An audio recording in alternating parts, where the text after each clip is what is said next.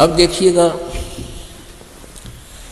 श्री शिव पुराण ब्रह्मा विष्णु महेश का पिता कौन है ये सिद्ध करने के लिए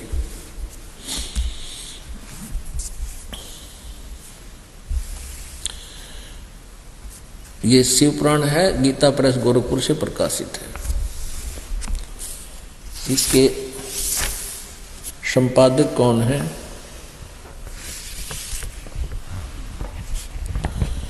श्री हनुमान प्रसाद पोदार,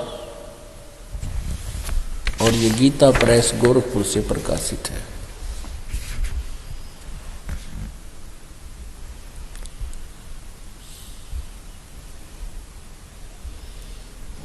गोविंद भवन कार्यालय कोलकाता का संस्थान, प्रकाशक मुद्रक।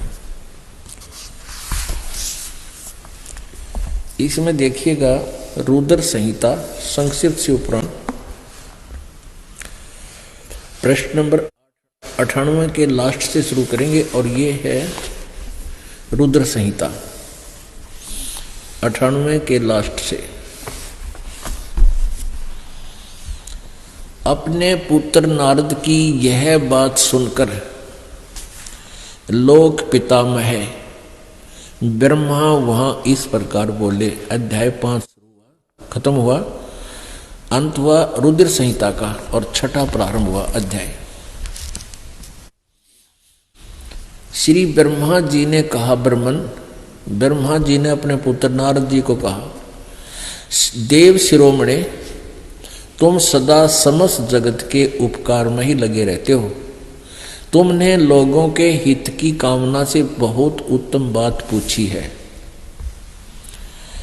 जिस समय समस्त चराचर जगत नष्ट हो गया था, सर्वत्र केवल अंधकार ही अंधकार था, न सूर्य दिखाई देते थे न चंद्रमा आदि आदि। उस समय तत् सद ब्रह्म, अपने आत्मा ध्यान से देखना, कहते हैं सच्चाई चोर चुरावे तुमबड़ी गाड्डे पानी में, वह गाड्डे वह ऊपर आवनो सच्चाई छनी ना। यहाँ क्या लिखा है कि उस समय ये तत् सद ब्रह्म, इस श्रुति में जो सत सुना जाता है एकमात्र वही शेष था। ये सत यानी तत् सद ब्रह्म, सद माने सत ब्रह्म, सत माने अविनाशी परमात्मा, उसमें केवल सतपुरुष ही था, सत एकमात्र शेष था। अब ये मिलते बात तो शुरू करें वहां से, और आखिर में ये फेस हो जाते हैं। अब ये है 100 नंबर, 98 99 का हमने निष्कर्ष ले लिया। और जिस परब्रह्म के विषय में अब यहाँ परब्रह्म कह रहा है, ज्ञान और अज्ञान पूर्ण उक्तियों द्वारा इस प्रकार, जिस परब्रह्म के विषय में ज्ञान और अज्ञान यानी कुछ सच्ची कुछ झूठी, इस प्रकार विकल्प किए जाते हैं। ब्रह्मा जी को नॉलेज नहीं है, लेकिन हमने इन पुराणों को इसलिए सहयोग लेना पड़ रहा है क्योंकि हम इनको सच्ची मान रहे हैं, और इनमें भी बहुत कुछ मसाला हमें मिल रहा है। उसने कुछ काल के बाद द्वितीय की इच्छा प्रकट की, उसके भीतर एक से अनेक होने के संकल्प उदित हुआ। तब उस निराकार परमात्मा ने अपनी लीला शक्ति से अपने लिए मूर्ति की कल्पना की, आकार बनाया। जो मूर्ति रहित परम ब्रह्म है, परम ब्रह्म, ये परम ब्रह्म, यहाँ परम ब्रह्म है वो परब्रह्म है, इसमें बहुत अंतर है। इस परब्रह्म में और परम ब्रह्म में बहुत अंतर है। उसकी मूर्ति, अब ये क्या ला के छोड़ता है, उस परम ब्रह्म युग काल को बता रहा है ब्रह्मा। परम ब्रह्म माने परम अक्षर ब्रह्म, भगवान सदाशिव हैं।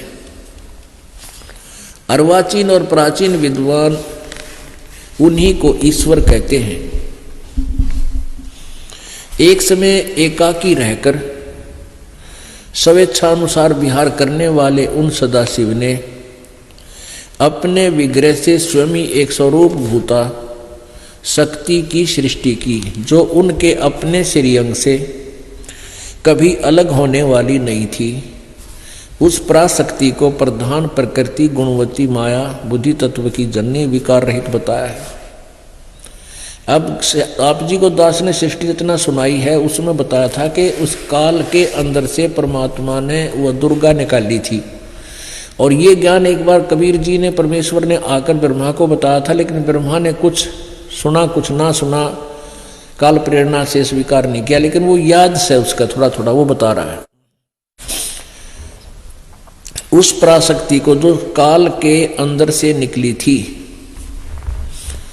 उस समय एकाकी रहकर स्वेच्छा अनुसार विहार करने वाले उन सदाशिव ने अपने विग्रह मन शरीर से स्वयं ही एक स्वरूप भूता शक्ति की सृष्टि की, जबकि परमेश्वर कबीर जी ने इस काल के अंदर से दुर्गा को निकाला था, जो उसने खा ली थी, जो उनके अपने श्रीअंग से कभी अलग होने वाली नहीं थी। उस पराशक्ति को प्रधान प्रकृति गुणवती माया, दुर्गा को प्रधान भी कहते हैं, पराशक्ति भी कहते हैं, प्रकृति भी कहते हैं, और बुद्धि तत्व की जननी तथा विकार रहित बताया है।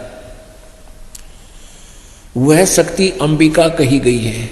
उसको प्रकृति, फिर दोबारा कहा है, प्रकृति भी कहते हैं, सर्वेश्वरी, त्रिदेव जननी, त्रिदेव रजगुण ब्रह्मा, सतगुण विष्णु, तमगुण शिव जी को उत्पन्न करने वाली, जन्म देने वाली त्रिदेव जननी, नित्य और मूल कारण भी कहते हैं। सदाशिव द्वारा प्रकट की गई उस शक्ति के 8 भुजाएं हैं। कति कंसेप्ट क्लियर हो गया कि ब्रह्मा विष्णु महेश की जो माता है वह दुर्गा है, और आगे देखना ये क्लियर होगा।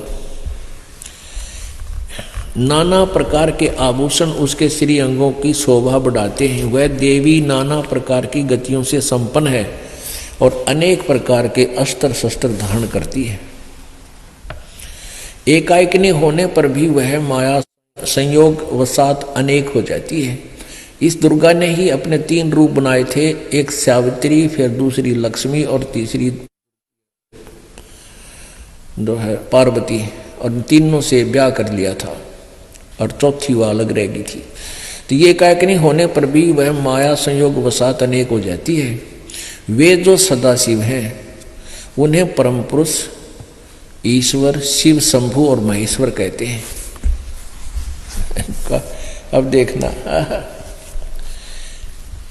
वे अपने सारे अंगों में भस्म रमाए रहते हैं। उन काल रूपी ब्रह्म ने, ये सदाशिव कहो चाहे इन्हें काल रूपी ब्रह्म कहो, ज्योति निरंजन कहो, उस काल रूपी ब्रह्म ने एक ही समय शक्ति के साथ, नाथ नहीं है ये शब्द, साथ है, शिवलोक नामक अक्षेत्र का निर्माण किया था। उस उत्तम अक्षेत्र को काशी कहते हैं। वह परम निर्वाण का या मोक्ष स्थान है जो सबसे ऊपर विराजमान है। वे प्रिया और प्रियतम शक्ति और शिव, वो पति पत्नी रूप में दुर्गा और ये काल सदाशिव या काल ब्रह्म रूपी ब्रह्म, इसको जो परमानंद स्वरूप है, वह मनोरम अक्षेत्र, उस मनोरम क्षेत्र में नित्य निवास करते हैं। मुने शिव और शिवा ने प्रलय काल में भी कभी उस क्षेत्र को अपने सानिध्य से मुक्त नहीं किया था। इस काशीपुरी भी कहते हैं इसको। आगे देखो, देव से एक समय उस आनंद वन में रमण करते हुए शिवा और शिव के मन में यह इच्छा हुई कि किसी दूसरे पुरुष की सृष्टि करनी चाहिए, यानी कोई बच्चा उत्पन्न करना चाहिए, जिस पर यह सृष्टि संचालन का महान भार रखकर हम दोनों केवल काशी में रहकर इच्छा अनुसार विचरें और निर्वाण धारण करें। ऐसा निश्चय करके शक्ति सहित सर्वव्यापी परमेश्वर शिव ने अपने वाम भाग के 10वें अंग पर अमृत मल दिया, यानी पति पत्नी व्यवहार किया। फिर तो वहां से एक पुरुष प्रकट हुआ, यानी एक बेटा उत्पन्न हो गया। 102 पृष्ठ पे, गणा नहीं पड़ा, हम इतना बताते हैं। शिव ने कहा वत्स, जो बच्चा उत्पन्न हुआ उसको कहा बेटा। काल ने कहा, काल ने, व्यापक होने के कारण तुम्हारा विष्णु नाम विख्यात हुआ। यानी सिद्ध हो गया कि विष्णु जी का पिता शिव युग सदाशिव काल रूपी ब्रह्म, जैसा यहां देखिएगा ये 101 पृष्ठ पे है कि उस काल रूपी ब्रह्म ने, वे अपने सारे अंगों पर भस्म रमाए रहते हैं, उन काल रूपी ब्रह्म ने, ये काल रूपी ब्रह्म है विष्णु जी का पिता और यह प्रकृति दुर्गा है इनकी मां। ठीक हुआ। अब शिव ने उसका नाम धर दिया विष्णु। ये तो हो गया विष्णु उत्पन्न हुआ दुर्गा और काल से। अब यहां ये छठा अध्याय समाप्त हुआ। 7वें में ब्रह्मा जी कहते हैं देव से, तत्पश्चात कल्याणकारी परमेश्वर शाम सदाशिव ने पूर्वोत्प्रतन करके मुझे अपने दाहिने अंग से उत्पन्न किया। यानी जिस तरह विष्णु की उत्पत्ति फिर मेरी उत्पत्ति दुर्गा से हुई और काल के संयोग से, मुने उन महेश्वर ने मुझे तुरंत ही अपनी माया से मोहित करके नारायण देव की नाभि में डाल दिया और लीला पूर्वक वहां से प्रकट किया। इस प्रकार उस कमल से पुत्र के रूप में मुझ हिरण्यगर्भ का जन्म हुआ। मैंने उस कमल के सिवा दूसरे किसी को अपने शरीर का जनक या पिता नहीं जाना। मैं कौन हूं, कहां से आया हूं, मेरा क्या कार्य है बता, मैं किसका पुत्र होकर उत्पन्न हुआ और किसने इस समय मेरा निर्माण किया है। अपने आत्माओं ये हो गया। अब देखिएगा अध्याय नंबर 9 में और प्रश्न नंबर 110 पे संक्षिप्त शिवपुराण रुद्र संहिता और ये लास्ट में इस प्रकार ब्रह्मा विष्णु और रुद्र इन 3 देवताओं में गुण है, परंतु शिव गुणातीत माने गए। अब यहां 4 हो गए, ब्रह्मा विष्णु और रुद्र 3, और इनसे न्यारा जो है वो शिव, ये गुणातीत माने गए। इन तीनों में तो गुण है, रजगुण ब्रह्मा, सदगुण विष्णु, तमगुण शिव शंकर। और ये काल भी शिव रूप विष्णु रूप ब्रह्मा रूप धारण कर लेता है। तो शिव पुराण में जब जिसने शिव रूप में दर्शन करे उस व्यक्ति ने शिव पुराण की रचना की, तो इसको हीरो बना लिया शिव को, सदाशिव काल को। अब यहाँ ये अनुवाद करता, पीछे तो असमंजस में पड़ गया कि विष्णु शिव से शिव की उत्पत्ति कैसे लिखूं, लेकिन यहाँ नहीं छुप पाई इनसे, इन तीनों से अलग है। फिर यह एक समस्या उत्पन्न हुई, कहने लगी तो रुद्र के बारे में कहा है, शंकर के बारे में नहीं। ये समस्या हल होगी, अभी दिखाते हैं 24, 25, 26 पे। एक बार ब्रह्मा और विष्णु की आपस में लड़ाई होगी, वो कह मैं तेरा बाप, वो कह मैं तेरा बाप, दोनों लड़ पड़े। ये देखिएगा विद्वेश्वर संहिता संक्षिप्त शिवपुराण, ये 24 पृष्ठ पे। और उसका जब ये दोनों का झगड़ा हो गया विष्णु और ब्रह्मा जी का, तो बीच में एक स्तंभ खड़ा कर दिया काल ने, तेजों में स्तंभ, पिलर, खंबा। तो ये दोनों की लड़ाई बंद होगी। फिर वो स्वयं आकर प्रकट हो गया। ये 25 पृष्ठ पे यहां से देखेंगे हम।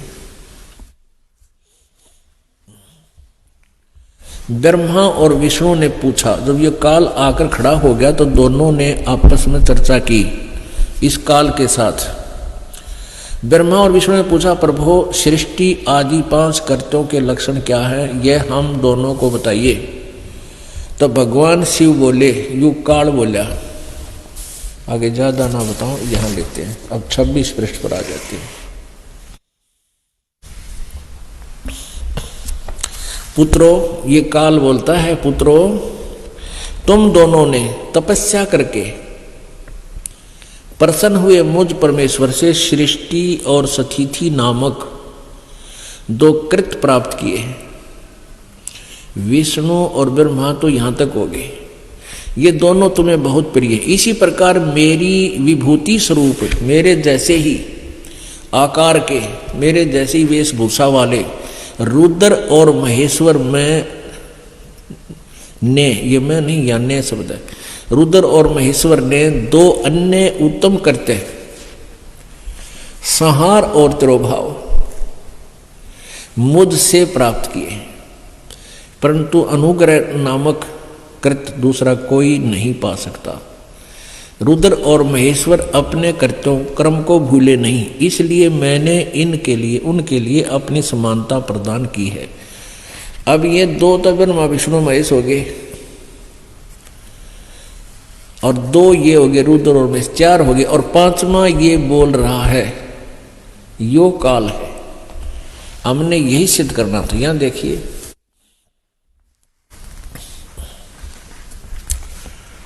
मैंने इनके बारे में बता रहा है कि रुद्र और महेश तो मेरे जैसे ही हैं, इन मेरे जैसे ही ये वाहन रखते हैं, मेरे जैसे ही इनके पास हथियार हैं। वे रूप वेशभूषा कृत्य वाहन और आसन और आयुध आदि में मेरे समान ही हैं। अब ये क्या बताता है, मैंने पूर्व काल में अपने स्वरूप भूत मंत्र का उपदेश किया है जो ओंकार के रूप में प्रसिद्ध है। वह मंगलकारी मंत्र है। सबसे पहले मेरे मुख से ओंकार ओम प्रकट हुआ जो मेरे स्वरूप का बोध करने वाला है। ओंकार वाचक है, मैं वाच्य हूं। यह मंत्र मेरा स्वरूप ही है। प्रतिदिन ओंकार का निरंतर स्मरण करने से मेरा ही सदा स्मरण होता है, ब्रह्म का। मेरी उत्तरवर्ती मुख से अकार, पश्चिमी मुख से उकार, दक्षिण मुख से मकार का और पूर्ववर्ती मुख से बिंदु का तथा मध्यवर्ती मुख से नाद का प्राकट्य हुआ। ये पांच अकार, मकार और अकार का और इस उकार, मकार, बिंदु और ये नाद, इन पांचों से मिलकर ये एक ओम मंत्र हुआ। इस प्रकार पांच अवयवों से युक्त ओंकार का विस्तार हुआ। इन सभी अवयवों से एकीभूत होकर यह प्रणव ओम नाम एक अक्षर हो गया। अब पुण्यात्माओं, इससे फिर गीता जी का लिंक जुड़ेगा। 8वें अध्याय के 13वें श्लोक में कहा है, गीता ज्ञानदाता ने श्री कृष्ण में प्रवेश करके वो काल बोल रहा है कि ओम इति एकाक्षरम ब्रह्म व्यवहारन माम अनुसमरण यह प्रयाति तदन्देहम सयाति परमाम गतिम। तो यहां भी ये कह रहा है कि ओम मेरा एक अक्षर ओम है। और इसने देख नीचे नाड़ी ने क्या लिख दिया कि वह आकार रहित अकार आदि मकर कर्म से और मकार आदि कर्म से कर्म से प्रकाश में आया। ओम नमः शिवाय यह पंच अक्षर मंत्र है।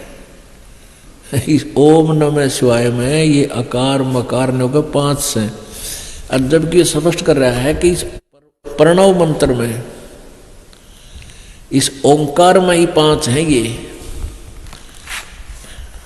उत्तरवर्ती मुख से अकार, दक्षिण मुख से पश्चिम मुख से उकार, दक्षिण से मकार और पूर्ववर्ती से बिंदु, मध्यवर्ती से नाद, ये 5, इन 5 अवयवों से युक्त ओंकार का विस्तार हुआ। इन सभी अवयवों से एकीभूत होकर यह प्रणव मंत्र ओम नामक एक अक्षर हो गया। और ये ओम नमः शिवाय इसने लिखा भी अलग भाषा में है, ये राइटिंग में। तो ये मूल संस्कृत में नहीं है, ये मन गढ़ंत है। लोक वेद अनुवादकर्ता ने हिंदी वाली में फंसा दिया, लेकिन संस्कृत मूल भाषा में ऐसा नहीं है ये मंत्र। तो अब हमने ये मंत्र मान लिया, ओम भी छोड़ दिया, ओम नमः शिवाय। क्यों ओम भी वहां आ गया, इसका नहीं सोच लिया हमने ओम नमः शिवाय, इसकी लाजी रटना। अब इससे ये सिद्ध हो गया कि ब्रह्मा विष्णु महेश जी के पूज्य पिताजी ये काल रूपी ब्रह्म है, जिसको सदाशिव भी कहते हैं। ये ब्रह्मा कुमारी पंथ पूर्ण रूप से इस काल रूपी ब्रह्म को इष्ट और सुप्रीम पावर मानकर आधारित है।